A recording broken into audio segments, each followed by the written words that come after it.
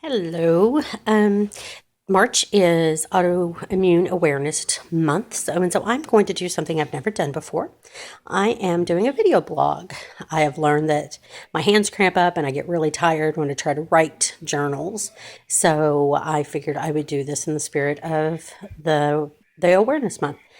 My name is Angela Bamey, and if you're watching this, you're probably a friend of mine or a friend of a friend. I am 43 years old. I am a single mom of two boys, wonderful boys.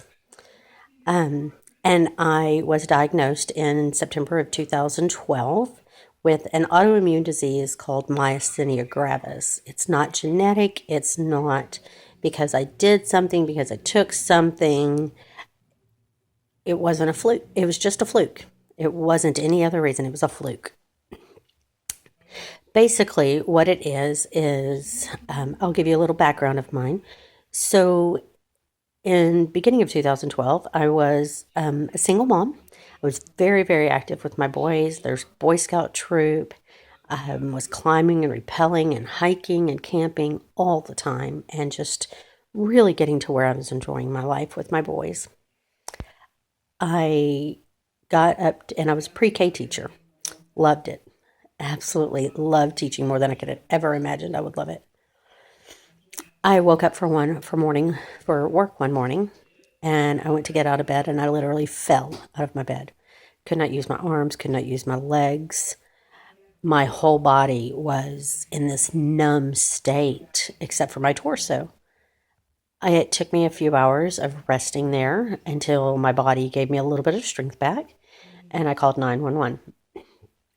I was admitted to Memorial Hermann in the Woodlands hospital there in Texas, and they did test after test after test, EKGs, EEGs, blood work, CAT scans, MRI scans, lumbar, spinal taps. It just, you name it, I was put through it.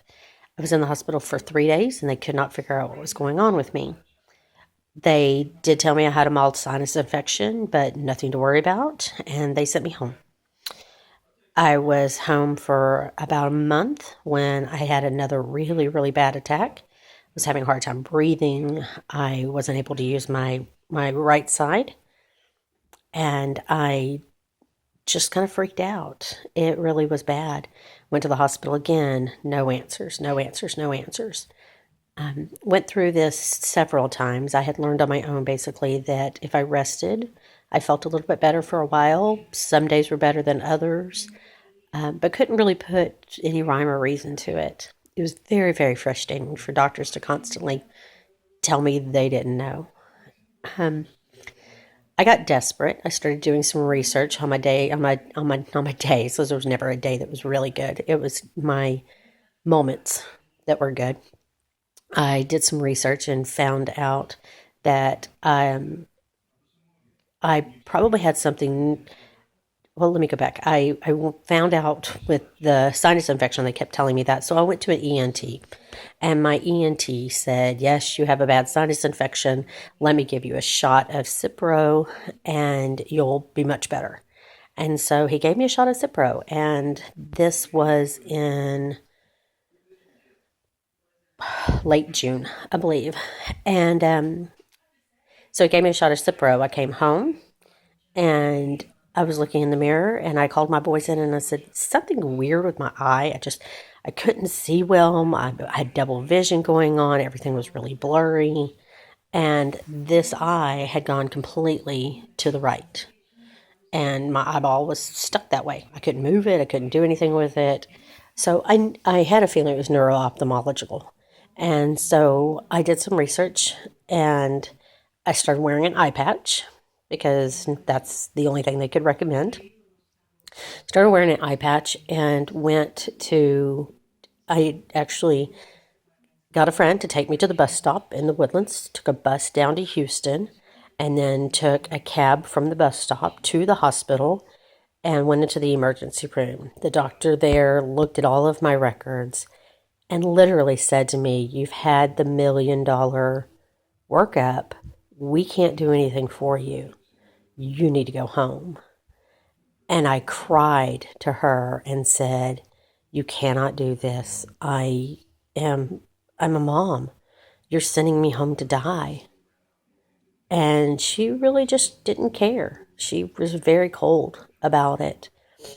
I screamed and yelled, and if you know me, I threw quite a fit and asked her why she was a doctor, and screamed that they would not be able to get me out of there without calling the police or letting me see a doctor from the neuro-ophthalmology clinic. And so waited about an hour, and this little girl, looked all of 14, came in and she said, I just read an article about something that you're kind of presenting as, and would you mind if I tested you for it?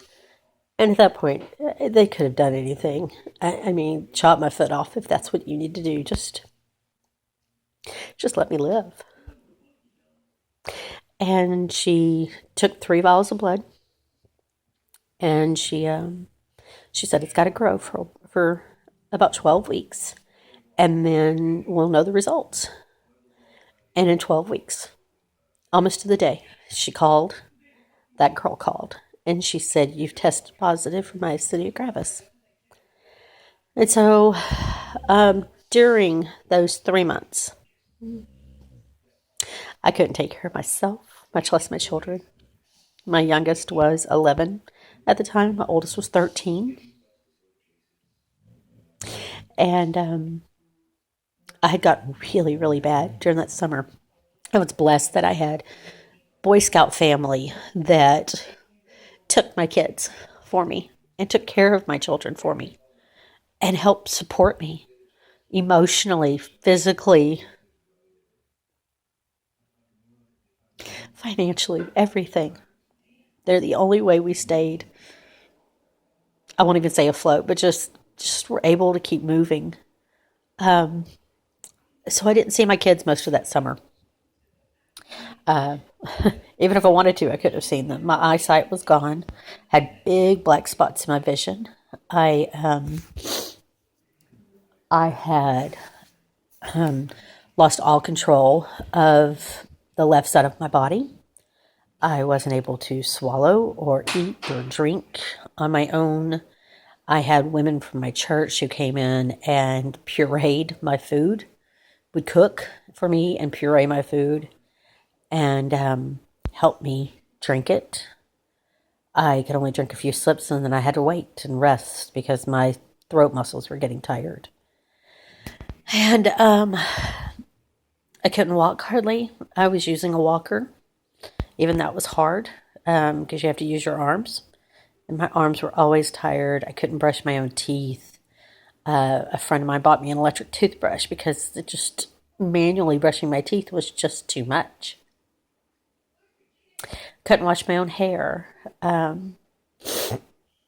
when they figured out what it was, I went to see a neurologist the next day in spring, Dr. Pollock, and wonderful, wonderful man. And I was blessed that my best friend, Melissa, came down from Colleen, where her husband had stayed, and she came down with her 4 kids. Packed them all in a car, came to help me.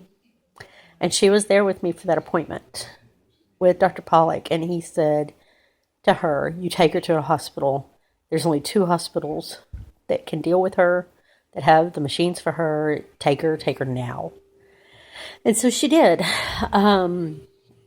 She took me down to Herman Memorial downtown, and they immediately put me into ICU.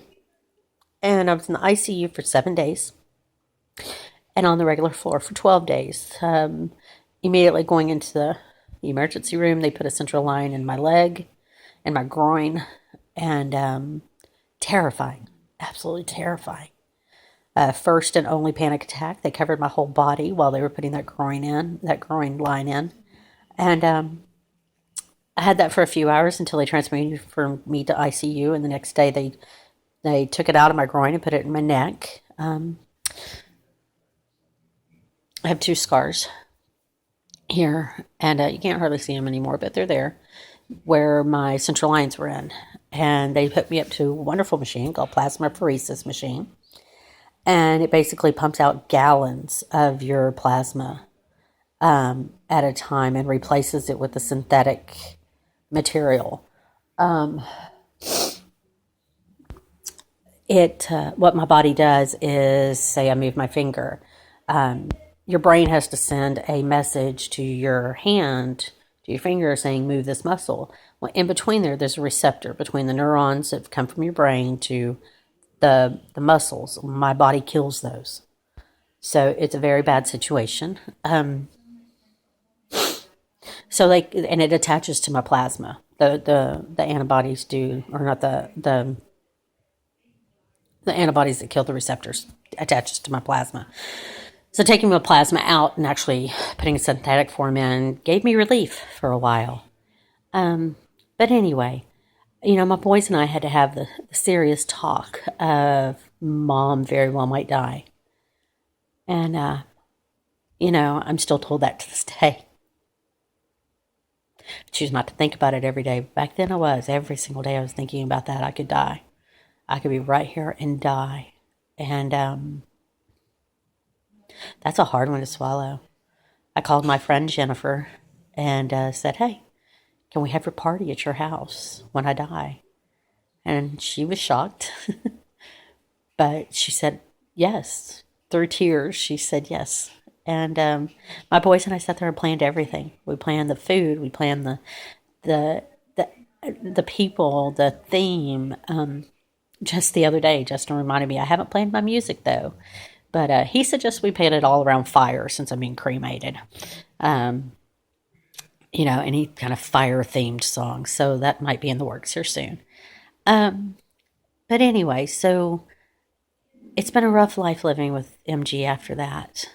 But that was the beginning of my road. And as you can see, I've put on about 100 pounds with it. I've lost 30, but seem to be stuck at this point. But each day is a new day. So because YouTube stops me at 15 minutes, apparently, I'm going to go ahead and stop this recording, and I'll probably do another one here in a little while. But just know not to judge. You see people in those handicapped spots, and you think, they're just fat. Well, I'm just fat to most people. But I have really good days and I have really bad days. And on those bad days, I might walk into the store with the pep in my step, but halfway through that store, I'm in tears. I'm hurting. So don't judge when you see someone because you don't know what road they're walking. You really don't. So anyway, well, for now, I'm going to go. And then in a little while, I'll probably make another blog just to kind of start walking you through kind of my feelings and my thoughts. But anyway, I hope all of you are blessed today. I love each and every one of you. If you're watching this, you're my friend, and that is not something that is held lightly. I've had let go of a lot of people that I thought were my friend that weren't. If you're watching this, you are that friend, and I will do anything for you at any time. I don't have much, but what I have is yours. Anyway, love you. Peace out.